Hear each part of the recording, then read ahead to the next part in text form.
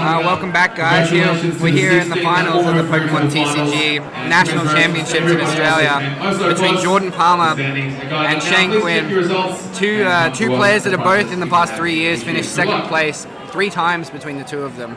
So one of these guys today is going to completely change their course of history here, winning a national championships. I'm joined by both Paul Coletta and Ellis Longhurst here today to commentate the finals. Welcome, guys. All right, good to have me and you guys back. Always good to have you back. It's good to have all of us. We're straight into the game here. Shane looks like he started Aegislash. He's got a Genesect on the bench. Jordan did have a turn. I believe Jordan went first, and now it's Shane going second. He's put a double colorless down on the Yveltal. He's got a baby Yveltal with Oblivion Wing active, and he's got the Fright Knight Yveltal in the bench position. Shane also, he's got a Bronzor on the bench here. The glare, we've managed to get rid of it just quite easily. And so this game is going to be very, very interesting because Genesect requires quite a few energy on it to be able to attack, and Yveltal EX, with its ability to use Evil Ball, does 20 damage for each energy attached to both Pokemon. Yeah, absolutely. All right, so Genesect, of course, it needs to have those energies, like Bodhi mentioned, but then it can discard them and make Evil Ball a lot tougher to score that one-hit knockout on the Genesect EX. On the other hand, Aegislash EX, being immune to those Pokemon with the special energies attached, it's probably looking like a decent play. I believe Shane has that in the active spot at the moment, and it would make it immune to the Yveltal EX on the bench at the moment. But if that Yveltal ever actually removes the double colorless from itself, it can start attacking with just the basic energy, and that would mean Aegislash could be in a bit of trouble. It looks like Jordan's got a Sycamore in his hand. He's got the Muscle Band. He's got a Floatstone. He's got a Dark Energy. So it looks like he's going to be in a relatively good spot. Shane, of course, however, does look like he's got quite a strong turn here. He's going to Shaman 4 cards for himself. I don't think he's played a supporter yet, so he still may be able to keep going off here. Yeah, this is actually fantastic for Shane. He has a lot to set up, of course, with those Bronzors. And then having 2 in play on the first turn is exactly what he wants to see. Not only that, he's following up with a Max Elixir, so we could see Genesect ready to go, potentially even this turn, if he's able to score another Max Elixir. That would knock out the Yveltal, but I don't think the Yveltal EX on the bench would be capable of taking that knockout, or at least it'd be very difficult. Yeah, Shane has got a very, very quick setup here. He's got 2 energy on the Genesect on turn 1. Very powerful. If he can find a Floatstone here, he may even choose to go out and knock out this baby Yveltal before it can start setting up his other Pokemon. Yeah, absolutely. With the Fighting Fury Belt on it, of course, he's only going to need to discard, I believe, 1 energy here just to knock it out. With 130 HP basic Pokemon here. Jordan will have an answer. He does have Sycamore. He does have a Dark Energy. He's going to be able to do something next turn. But Shane's looking in a very good spot. The big swing in this game could very well, however, come from the inclusion of Zoroark. And Zoroark is going to do a very, very good job here of mitigating Shane's potential in putting down a whole bunch of bench Pokemon with the Sky Field. Both players can use the Sky Field very well. And both players seem to really favour the big benches, and that's really where Zoroark shines. He does discard a Zoroark here. He hasn't hit a Zorua, it looks like, Jordan, unfortunately. Yeah, so it looks like Jordan discarding that Zoroark. He does have the Zorua, but discarding the Zoroark is probably not in his favour. He does have that Druddigon on the bench to do 90 damage. That would knock out a Bronzong with the Metal Lynx ability, since it has exactly 90 health when Shane's capable of taking a knockout. But again, Jordan's board is sort of lackluster right now. I mean, that Fright Knight Yveltal, that Pitch Black Spear could potentially help, but Shane may even look to find that Fates Collide Bronzong in this matchup, since it would block that bench damage from the Fright Knight Yveltal. Yeah, I think that Shane's really going to want to get at least 1 Metal Lynx Bronzong up before he goes looking for the newer Bronzong. Yeah, Shane's going to use a Ultra Ball here to discard a Startling Megaphone, and what I believe is... It's possible that's a Bronzong. It's a bit tough to tell from the angle here, but in any case, I believe if Shane can find that Metal Lynx, and he is going for that, so I suspect we will see a knockout this turn from the Genesect EX, but I wonder if that's going to be relevant, just because Shane will have to go through that Yveltal EX at some stage, I suspect very soon. Shane, I did believe that he had about 2 or 3 tools in his hand. I think that's why he was a little bit upset with his hand at that point. He does grab the Metal Lynx Bronzong, and he is going to get a 3rd energy onto the the Genesect this turn. So he is looking to attack this turn. With a Float Stone, of course, he is going to be able to get the Aegislash out of the active. There's also the option that he uses the AZ. We didn't see one in Shane's hand just yet. We haven't seen him play one. I don't think it's in the discard pile. He gets another Ultra Ball here. That's an unfortunate discard. It is a bit of an unfortunate discard. The Fighting Fury Belt is very strong in this matchup. Now, I suspect Shane will be seeking to use AZ a little bit in this matchup just to avoid having Zoroark deal too much damage to his field. Those Shaymans especially are going to be tough. With that Muscle Band of the Yveltal EX, that Y Cyclone attack deals exactly 110 damage. That's enough to knock out a Shayman EX. And not only that, Jordan would be able to preserve his board state with that Y Cyclone attack. So Shane did Shaman for a whole 6 here. It looks like he's got the Genesect. He's got another Max Elixir. So Shane is in a really strong spot here. He could very easily Genesect away the DCE attached to the Yveltal EX that's on the bench and put Jordan quite a little bit behind when it comes to attacking here. I think if he sets it behind, then that's going to be very strong. Though the attach to the current Aegislash EX, I'm not too sure what he's looking to accomplish with it. I suspect that he might just want to have it there for future reference, since Jordan does rely a fair bit on those double colorless energies between that Pitch Black Spear, the Revenge attack from Drudigan, and even Yveltal EX's Evilball, since that counts for every energy attach rather than every energy card.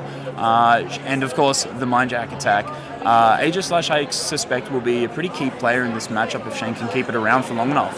Yeah, having it out in the active is quite strong so far. It looks like Shane did miss the Max Elixir there, but he does have the Metal Links to back himself up, so he's not too far behind on the energy. In fact, he's actually quite far ahead. The Genesect does have 3 energy on it.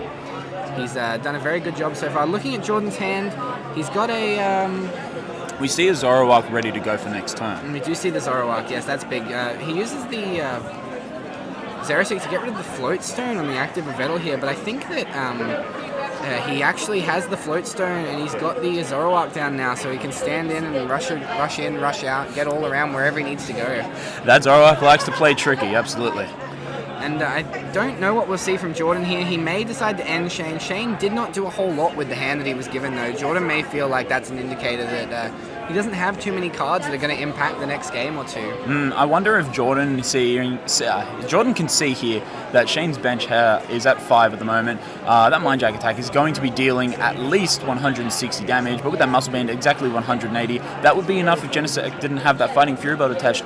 But Jordan does play an N. I guess he didn't have that Hex Maniac ready to go, or he was missing a double colorless energy to stand in and take that knockout on the Aegislash EX. Jordan did have the second Float Stone in hand, like we mentioned. He puts the Muscle Band onto the Zoroark, and he does end Shane. Shane may be quite happy with that, as I don't think we saw another supporter in his hand after that Genesect last No, I don't believe so. I'm curious as to why he went for that Float Stone. I believe the double colorless energy on that Yveltal might have been a better play, just to set him back on that energy count. I mean, Jordan here is clearly going to be able to put some energy into the discard pile to use that Oblivion Wing and power up one of his bench Pokemon. But I don't know where the retreat from that Yveltal is really going to come into play right now.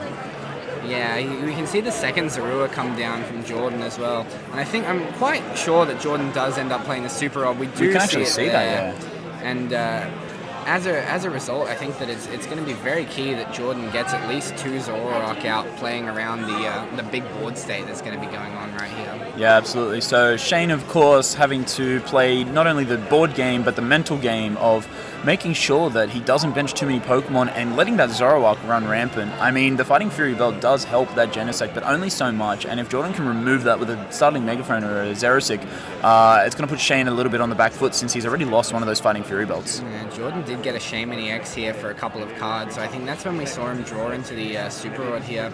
He does attach a second Dark Energy to the Fright Knight of Yveltal, so he's really going to be looking to do some sniping damage. He may end up bringing out a Bronzong at some point and trying to snipe down a 3-prize turn at some stage. That could be very powerful in the later stages of the game. Yeah, definitely. Now, Jordan here, I think he recognizes that Oblivion Wing isn't going to accomplish too much. He could have accelerated with to that Yveltal with the Fright Knight ability, but Shane just uses the AZ, so clearly we're going to see Aegislash again later on.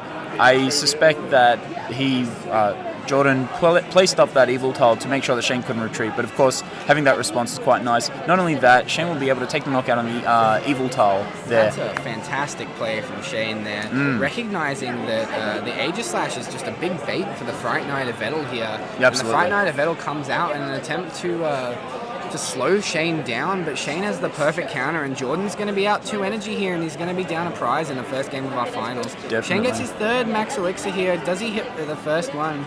We saw in the last series that Shane was missing about 90% of his Max Elixirs in all of the series. Pretty unfortunate there. We had seen Shane a few times previously on the stream, and he had a much better chance with those Max Elixirs. I kind of wonder as well that with that, if he wanted to just get them out straight away, or if he was hoping to save them later on, since again Jordan does have these unusual tech cards because of Dark's just accessibility to the double colorless energies and the dark energies to splash in whatever he really needs for these different matchups. And Jordan, I suspect, would play a Hex Maniac. So I wonder if Shane was just wanting to get these Max Elixirs going now, so that way he can avoid having any issues in the mid-game. I think that we see Shane with a Vit versus Seeker and a Sycamore in hand, so he's got a lot of options for the coming turns. Definitely. I think it's a good thing that Shane was able to remove that Fright Knight Yveltal now, although Jordan does have that Super Rod ready to put it straight back in, especially because the Fright Knight Yveltal, of course, turning off those effects of the tools. If Shane took 180 damage on the Genesect EX and was not able to remove the damage from it, then the Fright Knight Yveltal could come active, take the knockout because its ability would kick in and turn off that Fighting Fury belt. And not only that, he could then place 60 damage on 2 new things, giving Jordan a huge edge in this matchup. So we see a really interesting card here from Jordan that we haven't actually seen on stream in any of the games just yet. And we see a Giovanni scheme. Oh boy, haven't seen that in a little while. Yes, Jordan playing some more conventional cards here in the finals. Yeah, definitely. Really looking for those key extra bits of damage or that extra bit of draw. I think Jordan's deck is all about versatility here. He's really looking to just be good against everything and do everything in his power to just have a good setup all the time. Yeah, definitely. The Giovanni scheme, of course, it's one of those choose one cards, much like that Puzzle of Time, but it is a supporter card. You can draw until you have 5 in your hand, or you can do plus 20 damage to the opponent's active Pokemon for the remainder of your turn. So things like Yveltal EX, if you're just shy of that knockout, since you can only attach the one tool, it's really helpful there to take the knockout. And of course Zoroark, and just being able to hit those numbers, and of course that Drodigan there, as it is, it already does 90 damage, but making it do 110 damage would allow it to clear up a Shaman EX if it happened to be in the active spot. It looks like here that Jordan might go out after hitting the Max Elixir. He might go out and attempt to swing and knock out this Genesect in one hit. He does currently have 160 damage, I believe, currently. 20, 40, 60, 80, 100. He does have 160 damage available to take on this Genesect at the moment. Yeah, absolutely. He's only 1 energy short. I think he might look for a Shaman here. He might look to keep digging through his deck. No, he does re-grab that Fright Knight Yveltal that he put back into the deck. Smart play from Jordan. He realizes that it's going to be one of the most key cards in this matchup. Yeah, definitely. I mean, being able to hit those Shamans for a knockout in 2 turns is quite powerful. We actually see a stand in here, so it looks like he's going to go for that that Mind Jack attack. Deal 180 damage, as we mentioned before. Now, what that means is Shane can't use that Drive Change ability and remove that Fighting Fury belt. Otherwise, it'll knock out that Genesect DX. But also, if that Fright Knight Yveltal ever comes to the active spot, it will lose the effect of the Fighting Fury belt and be knocked out as well. So Shane in a bit of a predicament. I don't think he wants to use AZ because that'll lose him a second Fighting Fury belt. But at the same time, there's not a whole lot else he's really able to do. Yeah, the Zoroark does a lot of damage here. Very, very powerful effect here on the Zoroark. It also is only a 1 prize attacker, so it is going to mess up a lot of Shane's math here when attacking. Shane will take another knockout here, but it is going to be a bit difficult. He's going to bench the second Genesect at the moment and play the Professor Sycamore. He ditches a Sycamore, Lysander, and a Hex Maniac here. Yeah, so the rough thing there is, of course, I think Shane would have wanted to take a knockout on something like that Yveltal EX, but at the same time, I believe he needs to keep advancing his board state to just keep up with Jordan's fast pace with those Dark decks. Now, we see the Bronzong Great come down. That could be really big. It does that 30 damage per Metal Energy it discards, and of course, you can choose more than one Pokemon with the Metal Rain attack. If Shane can get enough energies down, he can use that Bronzong Break to take multiple knockouts on those Zoroarks and put himself in a nice position where he no longer has to fear benching too many Pokemon. Shane could have also gone for the Shaman there, but I think that he's a bit worried about the uneven prizes that he's facing at the moment. Yeah. It could be very difficult for Shane in the later stages of the game. He may end up having 3 prizes left at one point. Yeah, absolutely. So we see here Shane's going for that Slash Blast attack. It'll take the knockout, of course, on that Zoroark with only 100 HP. And Jordan's best response right now to deal any damage is Oblivion Wing once again. So looks like we're going back to the start pretty much as far as what active Pokemon we're going to be seeing. Yeah, the Aegislash coming back out. It's got the 3 energy on it. It's doing a base of 100 damage. That's enough to kill any Zoroark that he decides to bring out. And it's going to take a lot of time. You can't put 2 Dark Energy on the Zoroark in one turn anymore. It's going to be very difficult unless he's using the Oblivion Wing. Jordan may have to slow down his strategy here, really consolidate where his energy is and look for some KOs. Yeah, definitely. Now, Jordan, of course, he is playing that those Max Elixirs as we saw. I don't know if he's playing that Xerosic card, but it could be interesting if Jordan plays... Jordan could make a bizarre play where he uses Xerosic to remove his own double colorless energy. We do see there the Fright Night Yveltal coming active, so Jordan promoting that and going into his turn 2 cards up. So a big hand advantage right there. Jordan's going to have a huge hand now, probably 8 or 9 cards at this point in time. Yeah, definitely. It's going to be very, very strong. He's going to place a second Fright Night Yveltal and use the Shaman. Oh my. So he's going to grab 3 cards. He gets a Startling Megaphone, a Trainer's Man. I think I saw a Lysander as well. Yeah, I think so. So I guess it would seem that Shane is still going to be a little bit worried about those Yveltal. It's quite possible that Jordan is able to power up that one on the bench while he uses that active one as a sacrifice to set up the rest of his attackers for the game. But we do see Zoroark having a DCE attached to it. If we see a stand-in and a Xerosic, it just looks like a Lysander there for the Shaman EX. So Jordan taking 4 prizes in this turn. It'll be interesting to see where Shane can really take it from here. That is a very powerful swing for Jordan. 4 prizes in a single turn. He's going to go out. He's going to go down to 2 prizes. Shane pulled out the last series with some clutch ends, ending his opponent out of important cards, ending them down to just 2 or 3.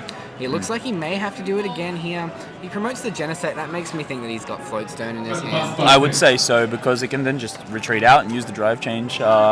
But if we do see an N here, then Shane may be back in the game. But all Jordan really needs at this point is just to power up that Yveltal and take a knockout on either the other Shaman on the bench or the active Aegislash if they can use the Hex Maniac. We did see Jordan discard a Hex Maniac earlier. He does use the Metal Links to put onto the Aegislash. It's up to 120 damage now. And there we do see that N. He does use the N, so he's going to net himself 4 cards. Jordan himself going to go down to 2. Jordan...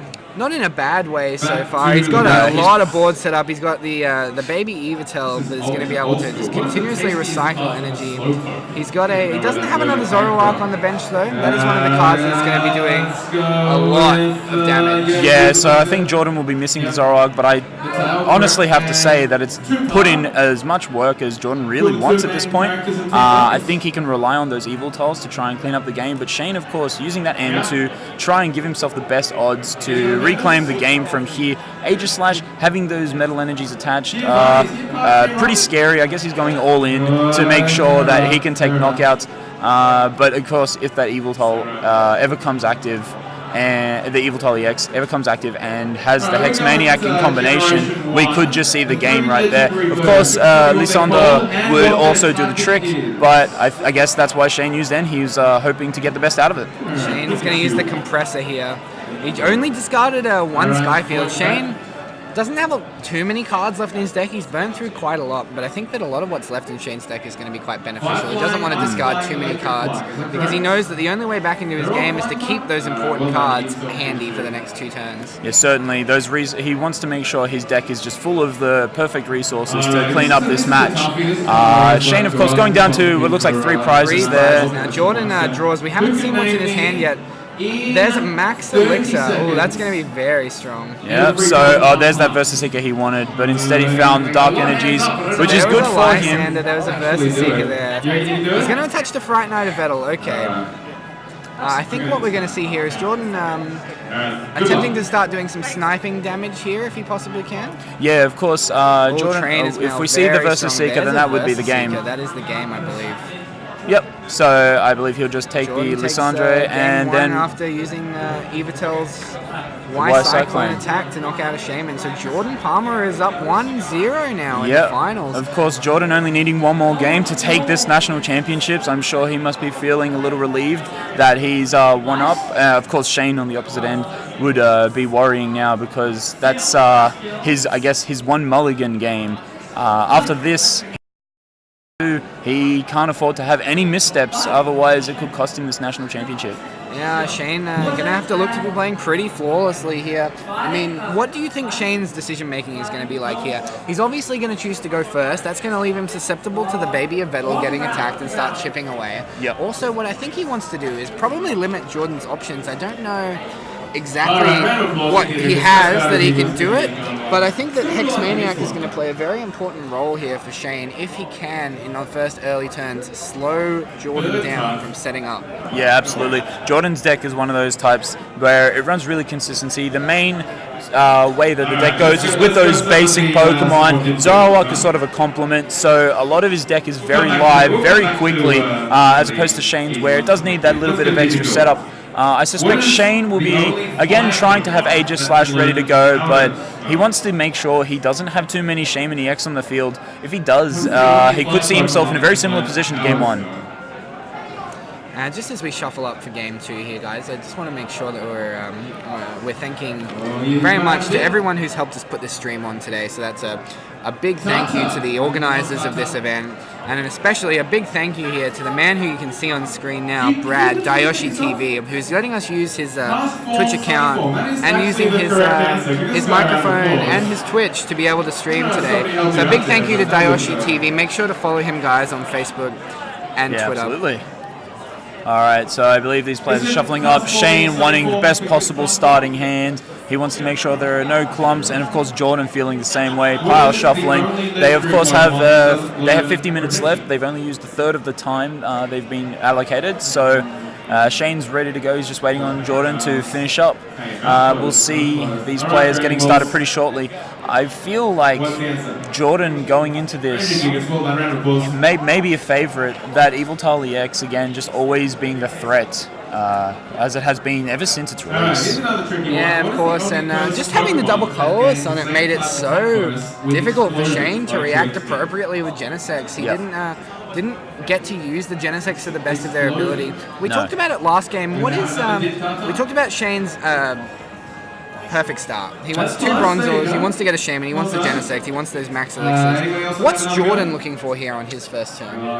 I guess Jordan's probably wanting to start that baby Yveltal with the Oblivion Wing, since it gives him the best chance to start setting up his benched Pokemon. Yveltal EX is not the ideal starter, since you can't accelerate to it with those Max Elixirs. And of course the Fright Knight Yveltal can't retreat even if you attach the Floatstone due to its own ability. So I feel like there's a mulligan from Jordan. So Shane we do see start with the Genesect EX active. Yeah, so that's probably his ideal starter, since he's capable of using the Floatstone to retreat out if need be. Plus it means that his Bronzors just aren't as susceptible to anything like an Oblivion Wing with the Giovanni Scheme and a Muscle Band. I think Shane here would be hoping that Jordan starts subpar, of course, but I mean, if Shane is capable of using the Genesect efficiently, and if he doesn't take that 180 damage that Jordan was setting up earlier, then he may be in a good position to abuse the drive change and AZ combination in order to prize deny Jordan for as long as he can. There's a Baby Yveltal and a Zoroark versus the Genesect start here. Shane, of course, he takes his mulligan and he decides to go first. Yeah, so Jordan here getting probably an ideal start with the basic Pokemon he has on board. Not too much information on his hand at the moment, but we'll see once Shane completes his turn. There's definitely a Muscle Band. There's definitely a Dark Energy. Shane, we see 3 supporters so far. There's an N, a Lysander, and a Professor Sycamore. He's also got 2 energy. He's going to attach one of them probably immediately here to the Genesect. He's got the Float Stone around. Yeah, definitely. I feel like, so we see Professor Sycamore. Shane probably not too pleased with what he had to discard, although putting those Metal Energies in the discard pile this early is fantastic for the late game. However, it does mean that Max Elixir is going to be a little bit tougher to pull off for any bench Pokemon, any bench basic Pokemon he might be able to acquire from here. Yeah, unfortunately, the Max Elixirs don't synergize very well with accidentally discarding 2 Metal Energy on your first turn. No, it does look like he's got a second Genesect here. Does he bench the second Genesect in this situation, you think? I'm not too sure. I think he can afford to stagger those Genesects just because it's highly unlikely he's going to take a knockout from Genesect, from like an Yveltal EX next turn. Jordan would have to hit something like 4 Max Elixirs, a double Colorless Energy, and not only the Muscle Band, but a Float Stone too. And that would probably do it, but even then, that is the best case scenario. That is your small chance windows. I mean, they can happen, but I think Shane's pretty happy with just staggering the Genesects for now.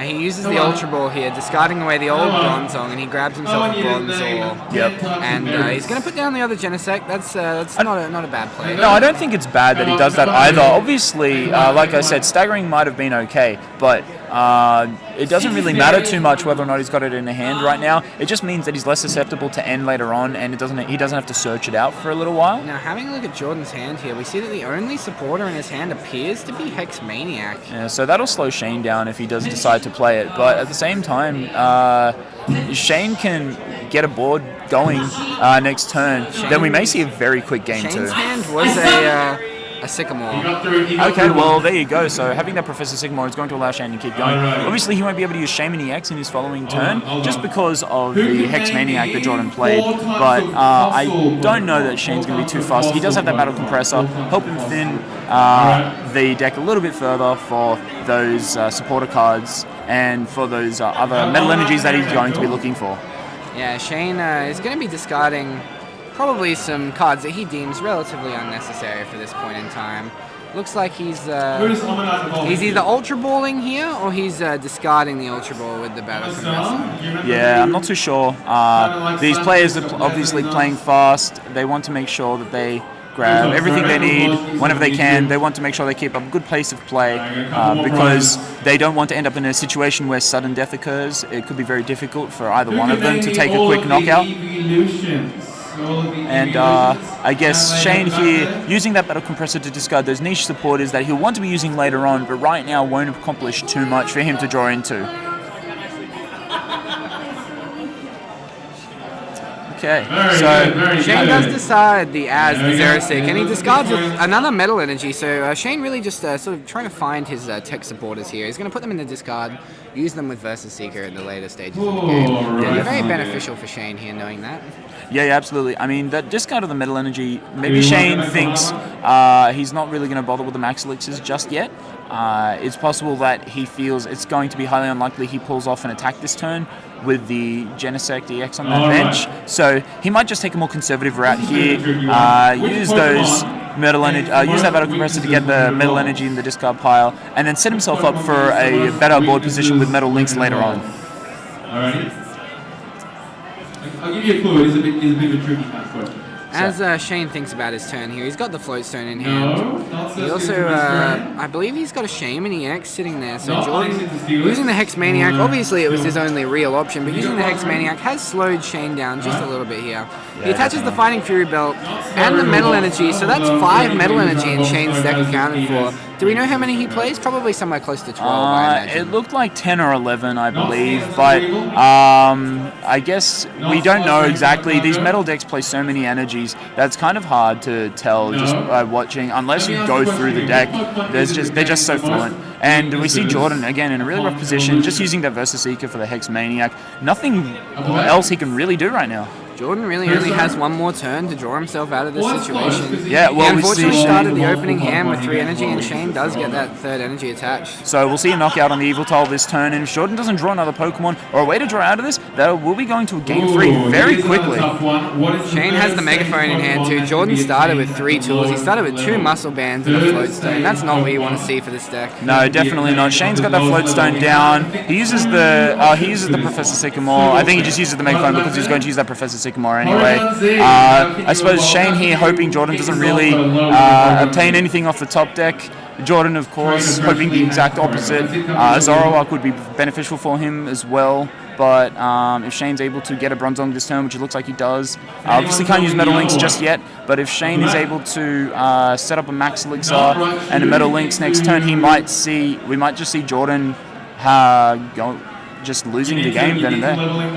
Unfortunately, Jordan looks like he's in a bit of a pickle here. If he can draw himself into a Zoroark, and he's got the Muscle Band available, he needs to probably get another Pokemon too. I think he'll need a Shaman EX, otherwise it's going to be a very difficult time for him. Yeah, the certainly. Sycamore, the Shaman, are the only 2 outs here for Jordan. Maybe the N as well, or the Giovanni's. Sure. Now, Shane here, a very important thing to note, Shane only has 3 Pokemon benched, and that Yveltal has done 100 damage to the Genesect EX. However, it still has 120 HP left due to that Fighting Fury Belt. So if Jordan does get that Zoroark, he won't be able to take the knockout on the Genesect, and of course that would end up costing him the game. So Shane here, getting the Max Elixir, he does actually hit a Metal Energy, so that's pretty important for next turn, since it means that he can go into next turn pretty confident that he'll be able to respond to anything that Jordan can do. I think that Shane hits one of only about 2 of 8 Max Elixirs in the last couple of games that we've seen absolutely. him now. But he's so far ahead at the moment. Jordan, obviously, with nothing. Oh my going gosh, for him in that hand. is 2 He Max hits Elixir. 2 Max Elixir in a row. He He's got is 5 ready to energy go. on the field. Unfortunately, Jordan did use the Hex Maniac for a 2nd turn in a row, so there will be no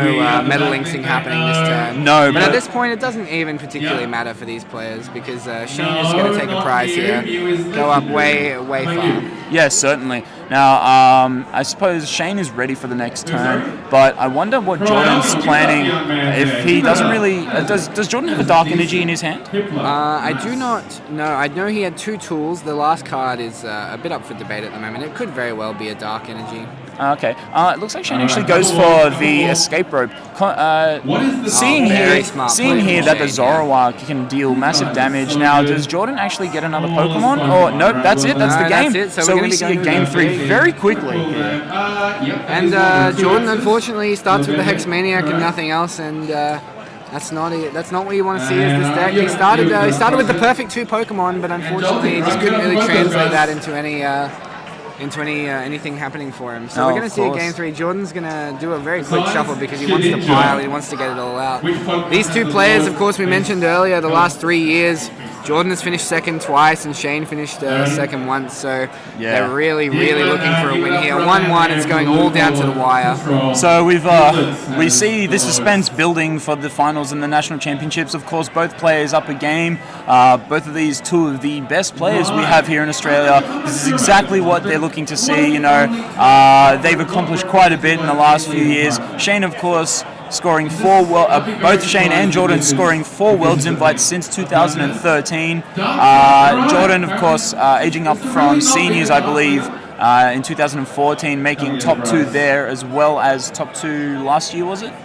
Yes, he did. Okay. Oh no, wait, hold on. Top 2 was I think Andrew and Marcus, but Jordan did make top 8. Yes, he did. In 2014, he was 2nd place. Yeah, that's right. Well, regardless, that doesn't change the fact that it's been an impressive feat from both of these players. They're both very prevalent in the community, both very...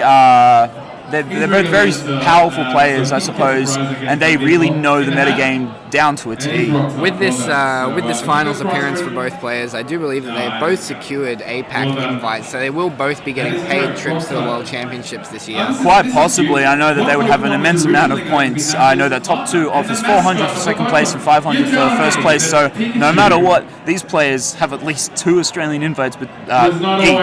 Yes, absolutely. Jordan sitting at well over 1,000 championship points now. Shane sitting probably close to about 900 at the moment. Yeah, something to that effect. I think Shane here wants to make sure if Shane does manage to win this national championship, I believe it'll almost certainly secure that APAC, the day 2 for him. Jordan, of course, I don't see there being any chance of him being knocked out at this point in time. Jordan is at the moment, he is at the first place for the Asia Pacific region. Oh, yeah. And after a triple regionals win, he's played an incredibly good season. Jordan does get a basic Pokemon, but it's a Druddigan, so not exactly the most ideal starter, but he does have another supporter besides Hexmaniac this time, and it also starts with the Ultra Ball, which allows him to search out a Shaymin EX or just a Zoroark if need be. Shane, on the other hand, I'm not too sure. I think we'll be seeing just a single... Oh, it's a Shaymin EX. That is the worst way to start any game. He does get an Ultra Ball in his hand, though, so Shane will be able to get around it just a little bit. Of course. He does get the Ultra Ball. He's got an N. Jordan discarding that wouldn't be happy Hexmaniac with that taunted him. Hexmaniac for the second time. No, he's just getting rid of it straight away. He's saying, nope, I'm getting rid of you. You can stay in that discard pile. I'll get you later if I need you. Jordan realizes that the key to his success was Zoroark in the first game. Certainly. So benching the Zoro here is going to be really good. He foregoes the baby Yveltal for now, as it is still his first turn. He won't be able to attack. Yep. They're both going to get 6 new cards. Shane probably happy to get a new hand. He did have 2 Lysander in his hand, I believe. Oh, that's not exactly what you're looking for right now, especially when the Pokemon that's active on the opponent's end of the field isn't doing more than 20 damage, so it's not really that much of a threat right now. Jordan did, of course, put the DC onto his Yveltal EX.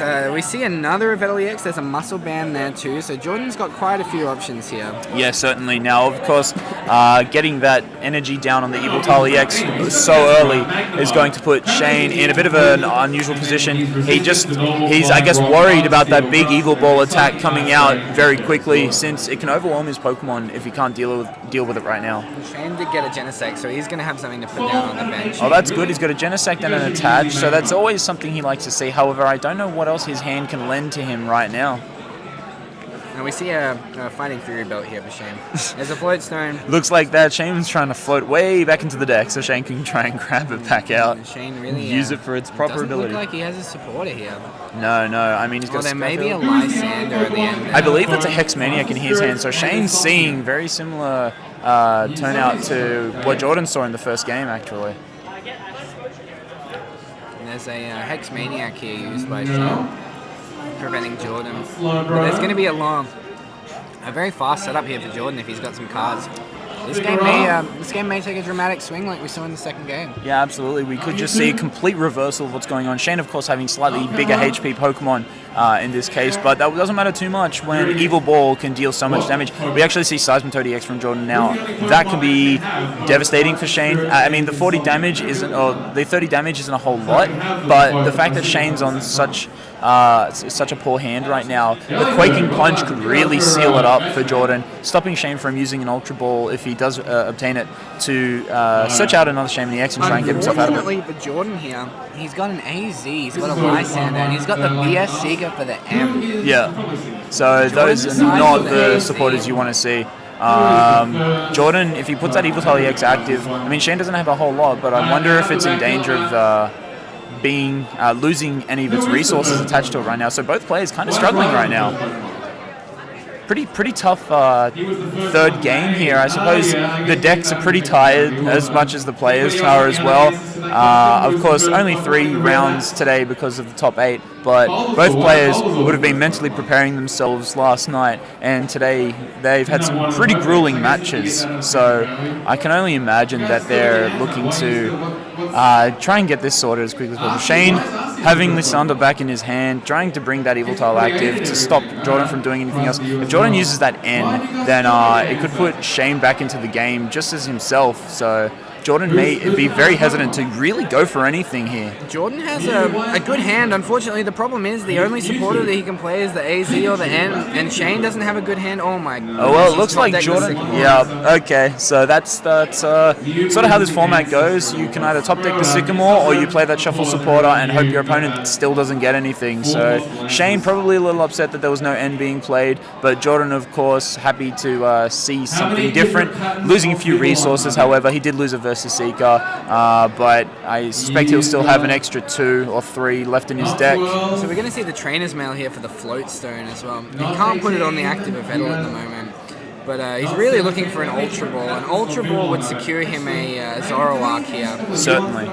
He's going to take 2 Float Stones, Jordan, off these 2 Trainer's Mail. So he's done very well in the Float Stone department. Unfortunately, there's nothing else here for Jordan. He may, if he gets a Max Elixir here, he may attach a DCE to the active and move and retreat manually. Yeah, so I mean, Jordan may forfeit DCE in order to start threatening Shane's board position, or what little there is of it, and that's exactly what he does. He wants to make sure that he puts Shane on a timer. Shane, of course, hoping to top deck the Sycamore just like Jordan did and put himself back into the game. It looks like he just goes for a Y Cyclone here. Probably a smart play because it does 110 damage, still a 2-hit knockout, and it also preserves that double color synergy, so it gives Shane less of an option to drag up if the only supporter he has to work with is in fact Lisandro. Yeah, pretty smart play here. Shane really just looking for a supporter. He gets another Genesect, so that's not a Sycamore like Jordan. That is Jordan may once again be running away with this game. Yeah, and I suppose it would be a disappointing way to end the finals, but of course these things can happen.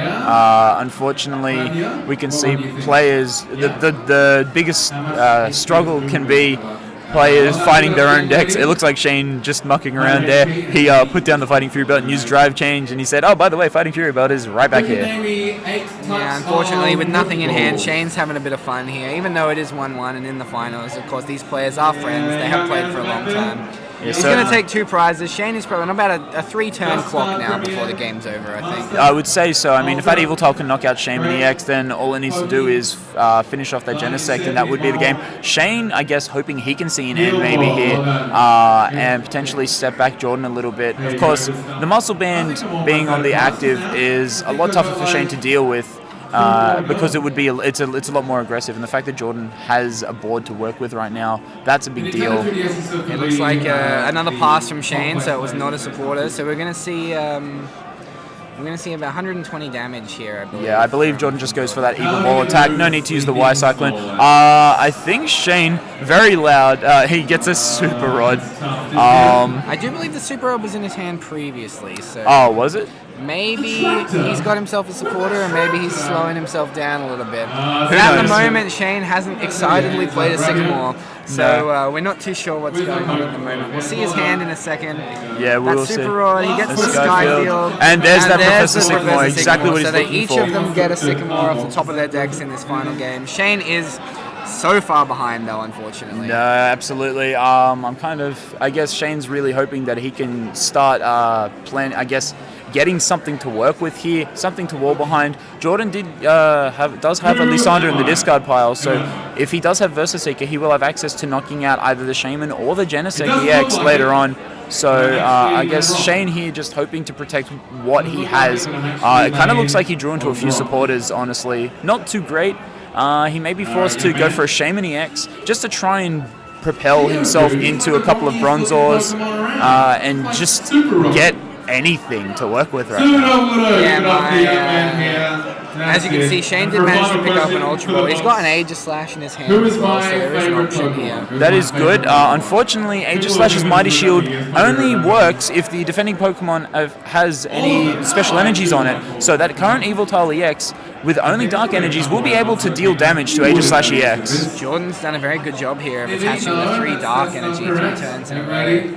Yeah. Making sure that the Aegislash, even if it does come down, is no deterrent to him taking prizes in the later stages of this game. Certainly. I think Shane is, we have to commend him. Of course, given just about nothing from his deck. He's done the absolute best he can in order to preserve his board state, just making sure that Jordan has to put in as much effort as possible to take those knockouts. And I think we will see something similar here. He might be able to retreat that Genesect into the Aegis/EX, or he may just use it as a sacrifice, given the fact that it has that Fighting Fury belt equipped to it already. So Shane did get I do believe, we can't really see, I'm sure it's probably a Bronzor.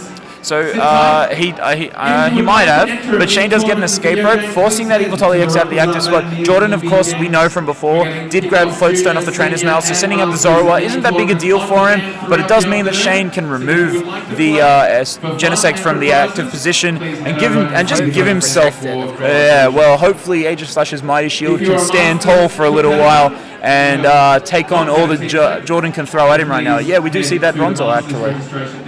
There's an Aegis/, too. He's put one energy down on the Aegis/, really looking for anything that he possibly can. Shane's using a third Ultra Ball here, I believe. Yeah, so he discards another AZ and a Versus Seeker. Not exactly ideal getting rid of that Versus Seeker, but I think that he'll be looking to just try and maybe find another Bronzor. Zoroark coming out would be pretty devastating, but at this stage, I think Yveltal is more the imminent threat. To sign up. We will be starting your event in a few minutes. We're seeing here that Shane, he's probably just going to go for another Bronzor or two here. Really looking to just get himself back on board, really. There is a chance that with a very strong knockout with a Genesect and then an N, that he may be able to bring something back here. Unfortunately, we did see that Jordan's got 2 Floatstone in his hand. I wonder if Jordan has a whole lot else, honestly. I'm pretty sure that with quite a big hand size, I think he's probably got 5 or 6 cards at the moment, that he will have some options for the next turn. Yeah, maybe for, I guess Jordan, hopefully for himself, doesn't have only Hexmaniac as an option again, but at the same time, if Shane was able to get Metal Links next turn, maybe it wouldn't be such a bad idea. And we see a Max Elixir hit here for Shane, so he's going to be able to put this energy down on him. That's certainly strong for him. I wonder if Shane will be capable of pulling off an attack this turn. He did already attach that Aegis/, so if he can find another Max Elixir, it would be beneficial for him to take the knockout, but at the same time, he may just elect to leave that Aegis/ with only the 2 energy, since Yveltal EX is looking pretty threatening right now. There's a lot of threatening cards on Jordan's field at the moment. There's 2 energy on one of the Yveltal, there's 3 energy and a Muscle Band on another. It's looking like Jordan is in prime position for this game at the moment. Shane really trying to claw his way back here. He benches the 2 Bronzor. That's going to be good, of course. Without the Hexmaniac streaming from Jordan, he will be able to use the Metal Links very effectively in the later portions of this game. Certainly. I think Shane has played out this turn quite well, removing any problems, or removing as many problems from his board as he can, actually finally getting a setup. I know Jordan's already taken 2 prizes, but we can see here that Shane has put the Fighting Fury belt on the Aegis/EX after he used Drive Change. I think Jordan might be trying to look for a Lysandre here. I think he's probably going down that Genesect EX before Shane gets to it with an AZ, but at the same time, I think Shane here is just looking to do what he can. Yveltal EX always being the threat ever since it came out, and doing what it does best with that Evil Ball attack. So there's going to be a huge Evil Ball here. Jordan doing upwards of 160 damage at the moment, I imagine. Yeah, so that's quite a bit on that Aegis/, but of course, if it doesn't take a knockout, Shane having AZ at his disposal is quite strong. Now that Yveltal actually has Muscle Band on it, which means that if Shane can pull off a knockout here, it might put him back in the game, even though he does that other Yveltal EX benched. If Shane can knock out both Yveltal back to back, then Jordan will need something soon. Yeah, it's going to be very close here. I think that with a couple energy on this Genesect EX, Shane will be able to take 2 prizes in the next turn or 2. Certainly. At the moment, however, it does look like there's a very big chance that this game just blows out. Jordan does not, however, have the... Did he play supporter last turn? When he used the Evil Ball, I don't think he played a supporter. I don't know if he played a supporter. Jordan has a couple of cards in hand. I guess none of them are going to be helping him draw any cards at the moment. Quite possibly not, no. Now, Shane does elect to use that Versus Seeker on a Professor Sycamore. He won't be healing any damage this turn with the AZ, but...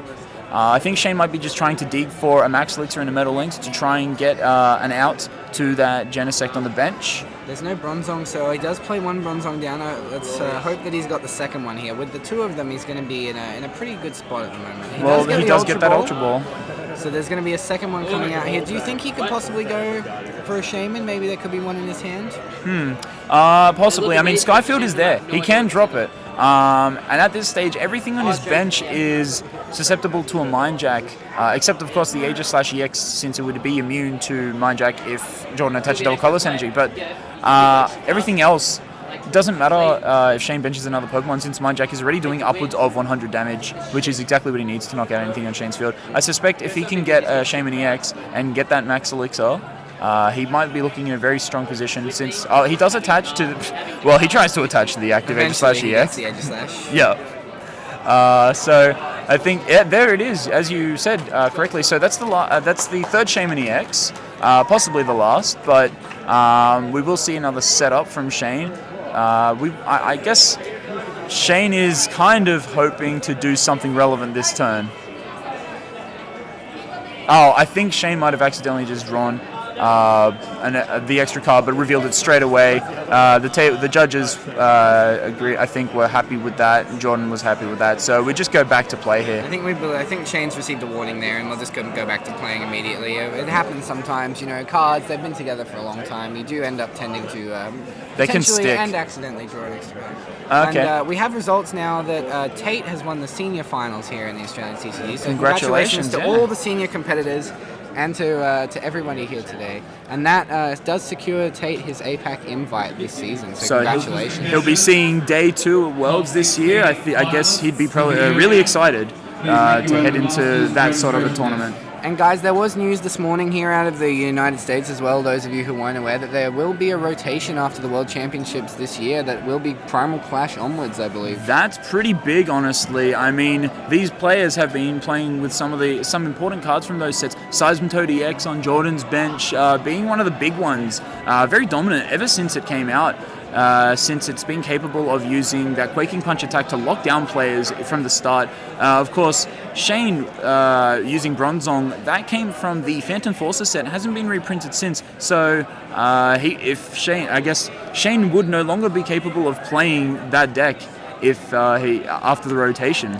And of course, with Phantom Forces gone, there are some key cards that we've seen all throughout the weekend. And in the top 4 as well, we saw Night March cards. Night March being a huge archetype that the format would be losing. Of course, that Battle Compressor card has been a big staple in just about every deck this season. So we'd be not only losing that, but we'd be losing that Night March archetype. And of course, we'll see a huge format change. I wonder what will become the new standard, I suppose. It's very interesting, especially the World Championships this year will be played with the Steam Siege expansion. Of course, it comes out the day before the World Championships are to begin, so the World Championships is going to be incredibly interesting to watch this year. It'll be tough for the World Championship qualifiers to put together a deck. I feel everyone will be frantically testing as soon as they can. I suspect after all their national championships are over. I believe ours and the American National Championships are the last ones to occur in the world. This is probably it, guys. The top 8 is tomorrow morning for the United States, I believe, and this has been our top 8 stream today. So we're almost completely out of National Championships now. There's only a few more events left before the World Championships, and the countdown is on to San Francisco. Yes, certainly. So back to the game here. It looks like Shane elected to just go with a Slash Blast for 110 damage on that Yveltal EX. I believe he missed a way to take that knockout with the Genesect EX on the bench. So it will put Jordan in a position to go down to 2 prizes if he attacks with the active Yveltal this turn.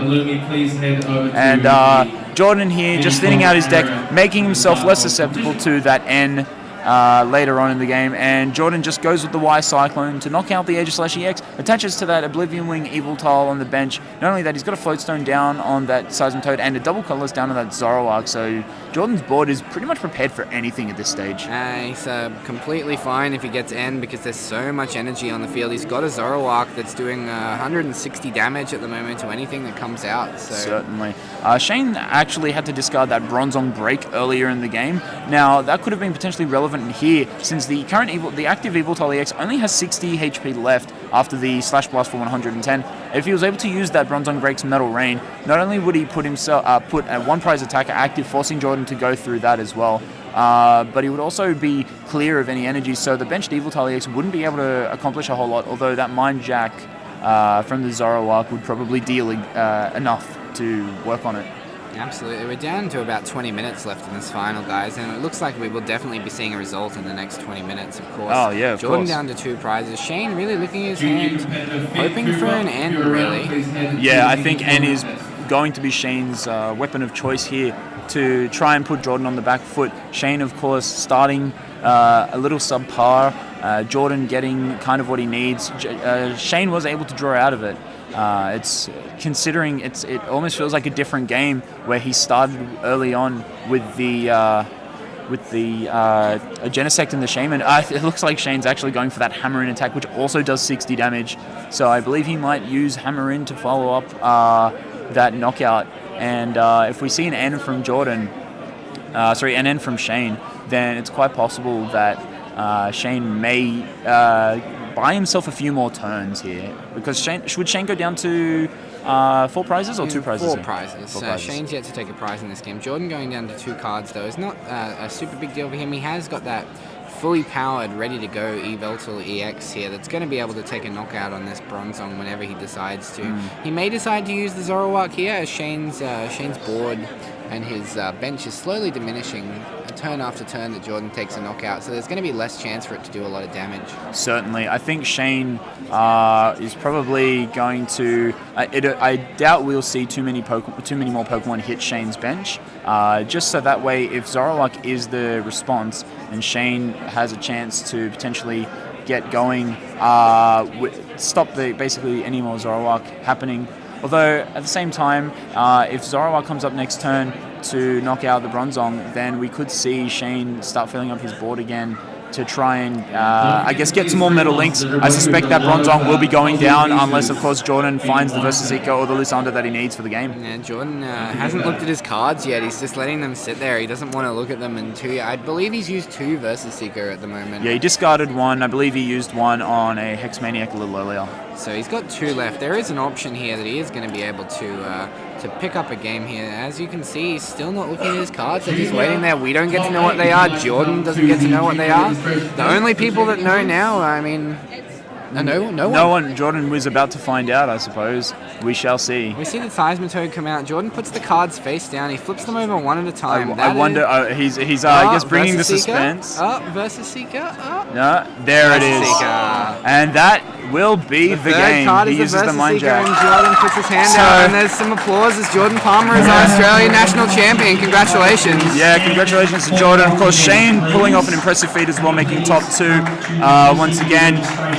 Both players must be feeling pretty happy with achieving such a fantastic result, and I suppose we can talk to them in a little while, see how they felt throughout the match. We'll definitely be getting some of their thoughts. Congratulations to both players for an incredibly hard-fought final, and Jordan Palmer with a Yveltal Zoroark, just a very standard, very strong and powerful deck, takes the national championship. Certainly. All right. So these players will be packing up, and I suspect we will be talking to them shortly. In the meantime, you guys get yourself something to eat, something to drink, and come back, have a little watch, see what else we got in store for you.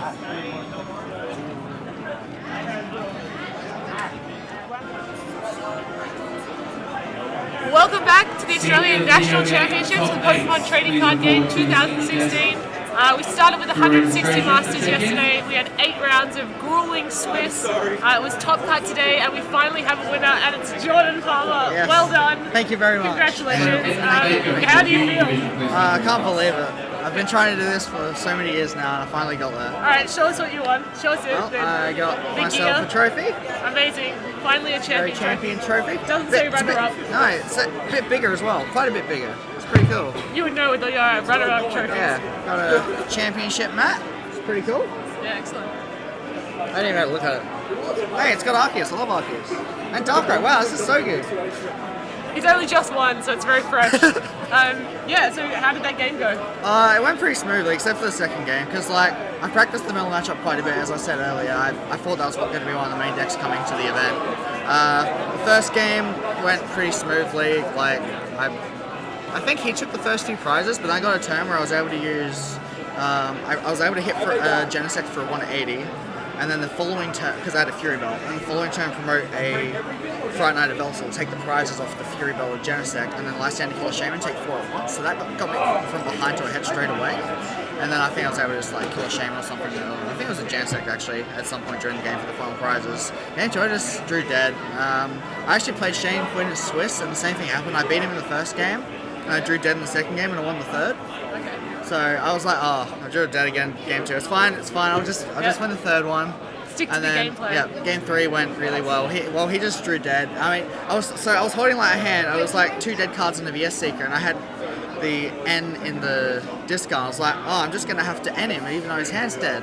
But actually, even if I N him, I'm likely to be able to get out the active because the Yveltal was on the bench. So I was like, I'll spend a turn using AZ. And if I draw a supporter, I draw a supporter. If not, I'll just have to play the end. So I spend the turn playing the AZ, next turn is a Sycamore. So I was able to continue the game state without having to play N, which got me like 2 prizes up with heaps of damage on the board. And I was able to just keep maintaining pressure, Yeah, never fall behind. Bit of a showmanship at the end there as well. Yeah. I think that got everyone hyped up. I didn't even look at the hand. I didn't want to like get excited too early, so I just chucked the 2 cards down on the table without looking. I was like, I'll just look at them one by one. So what were they? What were the cards? First Oh man, I wasn't really paying attention to be honest. It was just like VS Seeker Nope, VS Seeker Nope. VS Seeker, yes! Actually, I remember the first one was a Sycamore because I was like, oh, this is fine. Even if I don't win right now, I've got the Sycamore to keep, like, to just get a new hand. And I was like, well, I got 1 card left to forget it. Oh wow, yeah, nice. I win. That was extremely It was exciting. even though it was the last card I showed, it was technically the first one I drew because I put them down in that order. Yeah. Oh, So, it was extremely exciting, yeah. I think. So how many championship points are you on now? I'm on 1,315. So to give some context, okay, throughout this season, you were very concerned that you wouldn't make APAC. So you were was. traveling to so many different events. I think you drove, 4 hours to an LC? Yeah, twice. Which you won. Twice, okay. Which you ended up winning both or one? Yeah, so I mean... I actually used my Yveltal deck on one of them. Okay, so An earlier list, but that was actually the first time I used it because I was practicing for Nats. the alpha build. Yeah. But this is the fine-tuned one. Yeah. But so yeah, you've travelled all over the place trying to pick up these points. You were like, what 800 coming in? 800 Yeah, I was on something? 815 coming to the event, which is actually looking right now. It's actually not enough. Like if I had missed top 32, I wouldn't have gotten APAC. Okay, well, I mean, good thing you didn't. Yeah, exactly. Because I think Brent is in that position where I think he is in a chance where he could miss APAC now. But we'll have to wait and see what happens. Yeah, it's all about overseas results. Yeah. But yeah, now certainly guaranteed APAC, probably 100%. first. Yeah, in I'm APAC. first in APAC. Yeah. So you're off to day 2. Day Yep. 2 at San Day 2 at Worlds. San Francisco, yeah. Once again. Now, what are you obviously hoping to win? But Yeah. Well, have you set yourself a goal, like it's top gonna 8 be- perhaps? Oh, I'd love to make top 8 obviously. Top 32 get like the cash prizes this year, which is really cool. So it'd be awesome. It's all to about the money. Make that, but I don't know. I do really want to just top 8. Like top 8 would be. No one from Australia has ever done that in Masters before. I'd love to be the first person to do that. That's true. But like, it's going to be weird because the new set's going to be legal for the event. So I think that going in with day 2 invite is more important now than it was last year because it gives us that extra day of being able to see what's going to be played. Yeah, okay. And then you got there, 16 days beforehand where you just can test. It's going to be all crazy. day.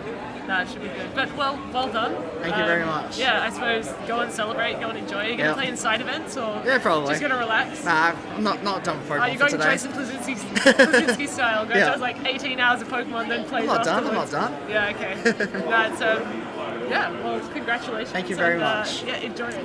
Thanks. And, well done. Thank you very No much. longer the bridesmaid. No longer the bridesmaid. Finally the champion. Yeah, it's well deserved. But, alright guys, that's the end. It's the end of our stream for Pokemon Trading Card Game Nationals. We may be streaming some side events later, I'm not quite sure, perhaps some new World Order, but we'll keep you all updated on social media. Yeah, and thank you so much for listening. Big shout out to Diyoshi for streaming the whole event. Tim Crockford for doing a lot of the technical side of it as well. Nintendo for allowing us to host the players who are actually playing and creating content. I think we're actually going to get a little interview from Shane, the second place player, straight after this. But again, big shout out to everyone. The event ran really smoothly, and yeah, we'll be back in a couple of minutes. Thanks. Fucking sick. Welcome back, guys. We are here with Shane Quinn, who was there in the final round of the Australian National Championships today. And what a feat You've made it to the top 2 of the largest Australian tournament that has ever happened. How are you feeling? Pretty good. I mean, obviously you would have wanted to win, but... I don't know. Second place is pretty good. I mean, like I said, largest tournament we've ever had.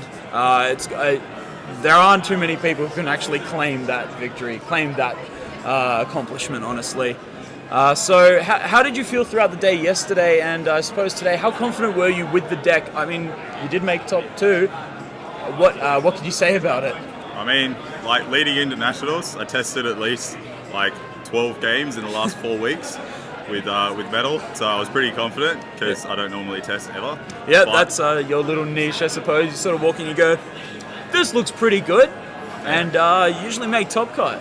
But throughout all the matchups that I hit yesterday, I hit a lot of Garb, and I teched in the Megaphone and the Zoroark as well, which really helped. So yeah, I put in a lot of sort of niche techs like the Escape Rope, the Zoroark, the Lugia as well was really beneficial, and I paired Zygarde, and it just warps the deck. So throughout all the matchups, it was just all the little niche techs and the sheer consistency and speed of the deck. It just Fair enough. really helped. Yeah, we did notice there were a fair few other metal players, but only you and Samir made it to the top 8.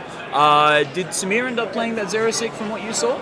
Samir had 2 startling Megaphones. Okay, so he had another way to get around Garbodor, but it was a little bit different. How do you feel about that compared to what you ended up using? Well, with the 2 startling Megaphones, I don't like that you've only got the 2 outs to it. Mm-hmm. With the Zoroark, you can do it on command because realistically, if you go aggressive, you only need the maybe 2 to 3 turns of abilities. Sure. Which you can just play the Zoroark. You don't really need the supporter for the turn, and you can just Metal Links up, and whether you get the active or not, it doesn't really matter. But as long as they're on board, it's okay. Yep. Because the decks playing Garb are the Giratinas and the Darkrai's, which don't tend to hit too hard if you're quick enough with elixirs. Yeah, absolutely. So I know that Samir took out his 3rd elixir, and he only played 2, and it was a definite decrease in speed. Okay, so that would explain how it is you managed to just overpower him in the 2 games in top 8. Yeah. Okay, that's good to know. I suppose the rest of your matches, did you hit any Jolteon EX? I know that there was a big card going into the National Championships. A lot of these decks having these huge basic Pokemon like the Darkrai EX, Night March attackers, you've got the Yveltal as we've seen, Z-Guard as well. How relevant was Jolteon to your, I guess, entire tournament? I didn't actually hit a single Jolteon EX, but like, that was what the Escape Rope was for. I could take out 1, and then the Bronzong Break, because they can't do more than 70 to 110 damage, I guess, with like Banded Scheme or something. Sure. They can't actually one-shot a Bronzong Break if they've just got Jolteon. So you could get 6 energies on board or something and kill 1, and the Escape Rope will give you the other one with a Genesect, and usually people aren't playing more than 2, and you just go for a Shaman. But I didn't hit it at all, so it didn't really matter, but Escape Rope was really clutch in so many different plays that I've done over the weekend. So that was, what did you end up taking out for that Escape Rope? I've taken out from what's probably the well-known standard list now, I've taken out a metal, I played 10 metal. Yep. I took that out for what did I put in? I put in the Lugia with the intensifying burn, the pressure. I took out a Float Stone for the Escape Rope, and I took out the Assault Vest, which some people play as the 3rd Fighting Fury belt, and I put in, what did I put in? I don't even remember now. Well, I mean, you did mention you had the Zoroark, which I don't think... Oh, the Zoroark, yeah, that's right. That so every the Zoroark Super Clutch card that won me a lot of games. Yeah, so tell us a little bit about just a few of your more memorable Swiss matches, I suppose. What was particularly exciting there? We did see you on stream against Shannon Khan yesterday, actually, with the Darkrai Giratina Garbodor deck. It was a really well-fought game and a very unfortunate ending, but of course you still managed to make top cut. So what else did you notice throughout the day? What was, I guess, terrifying or fantastic for you? Well, I paired a Delphox Entei Flareon EX deck in the first round against a fairly new guy, and I was like, oh, this isn't going to go okay, but I don't know, I turboed out the elixirs, got a lot of Bronzongs on board, and was just able to keep pace and knocked him out. I benched him out in both games, actually. Sure. But then there was also, I versed the Z-Guard matchup with Carving Break, and I just basically, he bricked, he didn't get many energies on board, and so I just went around him with Bronzong Break and through the Safeguarders and killing Shamans off the board. That was pretty interesting. And I think the best thing about Swiss was I hit a lot of varying matchups. I only hit the same deck twice, which was the Darkrai Giratina and Garbodor. Okay, and how'd you go with the other one? I beat the other one 2-0, I think. Okay, so a very different result there. But yeah, I was able to get the energies on board and stick them there. So I got the Megaphone when I needed it, and the Sanders when I needed it. Sure. All right, so I guess, first of all, you most certainly have your invite to the World Championships. Will you be going this year? Absolutely. Okay, and heading into that, we know that Steam Siege set will be legal for the World Championships. It only comes out just before, so everyone's going to be scrambling to try and get the best worked out deck. How confident are you feeling as far as what you're going to go for with Worlds? I have absolutely no idea what I'm going to play, but it all depends on if Karen is in that set or if it comes out as a box promo or something like that. TPCI, please release Karen. We need it for Worlds. Legal, sure please. For those of you who may not know, Karen is a supporter card that has just been released recently in Japan. It puts both players' Pokemon, all of their Pokemon from both discard piles go back into the deck. And of course, unlike the Lissandre's Trump card we'd seen from the Phantom Forces set, it doesn't put back those battle compressors. So for something like Night March, it would make the things very difficult for them, especially when they've used up all those cards already. Yeah, so if Karen's printed, I think it opens up the format to be really interesting. But if Karen doesn't get printed, then, I mean, Night March is kind of starting to slide out of the format anyway because so many decks hate it. But obviously I'm not going to play Metal because Volcanion EX is coming out and that'll just destroy it. So I don't know, I think it's back to the drawing board as far as this sort of stuff goes, is just start testing everything and figure out what works for me. That's good to know. Well, you have a bit of a break until then. Of course, for those of you who don't know, Shane and I are very close friends and testing partners, so I saw him go through this process with the Metal deck, and I guess I can say I'm quite pleased to see the results as well. So I guess you've got a month and a half to prepare. How will you go about this one? Will you go back to the usual ways, or do you think testing is the way to go here? I think balancing a full-time job. I'm definitely going to basically just go back to the old ways. I don't know. I'll play test a couple of decks here and there. Best of 3 here, best of 3 there on the weekend, and I don't know. I'll find something that I feel synergizes and works for me. Like I liked Metal. It was fast. It was consistent. If it gets blown out on the first turn or two by Night March or a Vespiquen, it can come back, and I really liked that. Yeah. So I need a deck that can do that. But until I find that, I don't know. I'll theorize it out, work it out, and then I'll play 10, 20 games and walk in, see how we go. Yeah, fair enough. Well, I think you've got a well-earned break on the way. Once again, congratulations, top 2 at the biggest event. I can't stress that enough, that Australia's ever had, and it's ever growing. So of course, it's very hard fought. So thank you guys very much for watching the stream. This one will definitely be the last little bit. We don't have any more players from top 2 as far as I'm aware. So thank you very much, Shane, for the interview. Congratulations, and we'll see you guys next time, whenever that may be. Take it easy. Bye, Alice. It's been a big 2 days of Pokemon action, and the finals are about to begin.